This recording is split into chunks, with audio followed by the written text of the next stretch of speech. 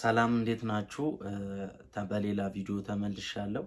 ዛሬ ደግሞ በርዕሳችን ላይ እንደገለጽነው ክራርን ለመልመድ የምንፈልግ ሰዎች ሁለት መሰረታዊ ነገሮችን ማድረግ እንዳለብን ወይም ደግሞ ሁለት መሰረታዊ ነገሮች ክራርን ለመልመድ ብቁ እንደሚያደርጉን በርዕሳችን ገልጸናል። ስለዚህ እነዛ ሁለት ነገሮች ደግሞ ምንድናቸው የሚለውን አሁን እነግራችኋለሁ ማለት ነው። በመጀመሪያ ወደ አንደኛው ስንሄድ አንደኛው ምንድነው?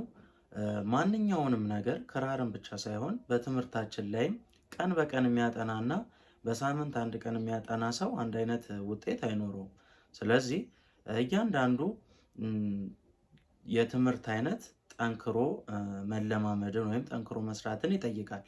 ክራርም እንደዚያው በየቀኑ እያጠናን ፐርፌክት ለመሆን ያስችለናል ማለት ነው። ይሄ ማለት ምንድነው? በየቀኑ ማናጠና ከሆነ እጃችን እየረሳ ይሄዳል ማለት ነው። ስለዚህ ከነዛ ከሁለት ነገሮች ወይም በአጭር ጊዜ ክራርን ለመልመድ ብቁ ከሚያደርጉ ነገሮች አንደኛው ዴይ ቱ ዴይ አክቲቪቲ ነው ማለት ነው። ይሄ ዴይ ቱ ዴይ አክቲቪቲ ምንድን ነው ስንል ለምሳሌ እንደ የክራር ችሎታችን ጀማሪ ከሆንን ጣታችንን ሊያፍታታልን የሚችለውን ነገር በደንብ መስራት፣ ሊያፍታቱልን የሚችሉ ቲቶሮችን በደንብ መስራት፣ ቁጥሮችን በደንብ መስራት ነው። ጀማሪ ካልሆንን ደግሞ ዝማሬ ላይ ከደረስን፣ ሪትም ላይ ከደረስን ቀን በቀን ስለ ሪትም ማየት፣ ዝማሬዎችን በሪትም መስራት። ሁለተኛ ደግሞ ሌላው ስለ ዝማሬ ከዘማሪያን ጋር አብሮ መሄድ ላይ የደረስ ልጆች ካለን ደግሞ እንዲሁ ዝማሬዎችን በቀን አውጥተን ምን ያህል ዝማሬ በቀን መስራት አለብን ብለን አውጥተን ቀን በቀን ትኩረት አድርገን መስራት አለብን ማለት ነው። እነዚህ ነገሮች ቀን በቀን ፕራክቲስ የምናደርግ ከሆነ በጣም በቃ እኔ አሁን ስጀምር መጀመሪያ ላይ ቀን በቀን አላጠናም ነበረ። ነገር ግን የበለጠ ፍቅሩ እያደረብኝ በሄደ ቁጥር ቀን በቀን ነበር ማጠና የነበረው። በመሀል እያቋረጥኩኝ ቀን በቀን አሁንም እማራለሁ፣ ቀን በቀን እማራለሁ፣ ቀን በቀን እማራለሁ። እንደዚህ ባደረግኩ ቁጥር የመልመጃ ጊዜን አሳጠርኩት ማለት ነው። ስለዚህ በጣም ረጅም ጊዜ የሚወስድብንን ሰዓት በአጭር ጊዜ ለምሳሌ በቀን ለ30 ደቂቃ ያህል ወይ ለ20 ደቂቃ ያህል ብንለማመድ በወር ደግሞ ይህንን ደምሩት ለምን ያህል ጊዜ እንደሚሆን። በሁለት ወር በሶስት ወር ስትደምሩትኝ ክራርን በአጭር ጊዜ እንለምዳለን ማለት ነው። እኔ ይሄንን ብታደርጉ ይሄን ብታደርጉ አልላችሁም። ምክንያቱም ቀን በቀን የምንለማመድ ከሆነ እጃችን እየፈጠነ የዝማሬ ወዝ በአይምሮችን እየተቀረጸ ስለሚሄድ ራሳችን ይሄን ችያለሁ እንዲህ እስከምንል ድረስ እስክንገረም ድረስ ክራሩ በአይምሮችን ወይም ጣታችን የክራሩን ድምፅ ይሸመድዳል ማለት ነው። ስለዚህ መጀመሪያ ከሁሉም ነገር በላይ ማድረግ ያለብን ምንድነው? ቀን በቀን መለማመድ፣ ጊዜ ሰጥተን 20 ደቂቃ ሰራተኛም ከሆነን ስንገባ የተወሰነች ደቂቃ መለማመድ። ወደ ሁለተኛው ስንሄድ ደግሞ ሁለተኛው በእርግጥ አሁን ከነገርኳችሁ ቀን በቀን ከምናደርገው ጋር ይያያዛል። ግን ደግሞ ሁለተኛውን ለመልመድ ቀን በቀን ማድረግ ያለብንን ስራ ማከናወን አለብን ማለት ነው። ሁለተኛው ምንድነው? አዲስ ነገርን መፈለግ ነው፣ መሞከር ነው። መፈለግም መሞከርም። ይሄ ማለት ምንድነው? ለምሳሌ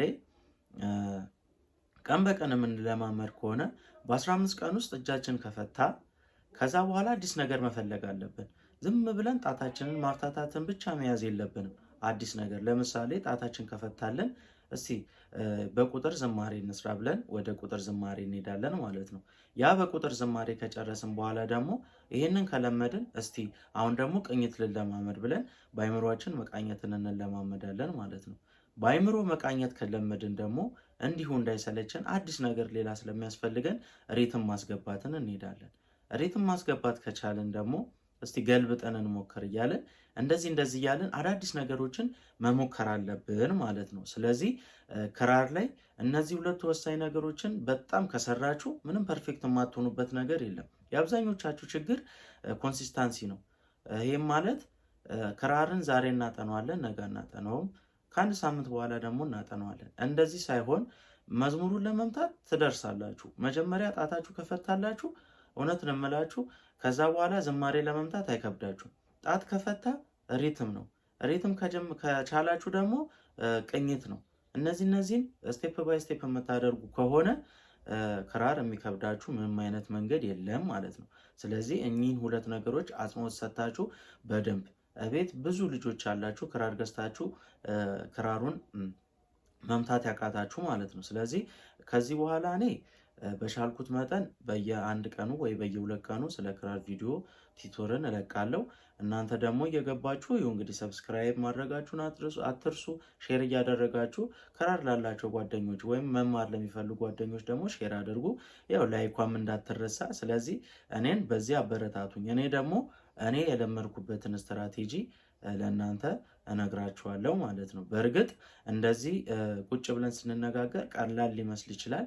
ነገር ግን እያንዳንዱ ትምህርት ጊዜ እንደሚፈጀው ሁሉ ክራርም ጊዜ ያስፈልገዋል። ጊዜ ሰጥተን ከተለማመድን የማንችልበት ነገር የለም ማለት ነው። አሁንም ደግም የምላችሁ ነገር እነዚህን ሁለት ነገሮች በትክክል አድርጉ። አንደኛ ሁሌ ቀን በቀን መለማመድ፣ ሁለተኛ አዲስ ነገርን መፈለግ። እነዚህን ነገሮች ካደረጋችሁ ክራርን በአጭር ጊዜ ትለምዳላችሁ ማለት ነው። ስለዚህ ለዛሬ ነበረን ስለ ክራር ቆይታ ይሄን ይመስላል። አስተያየት ካላችሁ ኮሜንት ላይ ገብታችሁ አስተያየታችሁን ስጡኝ። ከሌላችሁ ደግሞ ላይክ እና ሰብስክራይብ በማድረግ አግዙኝ። በሌላ ቪዲዮ እስከምንገናኝ ሰላም ቆዩኝ።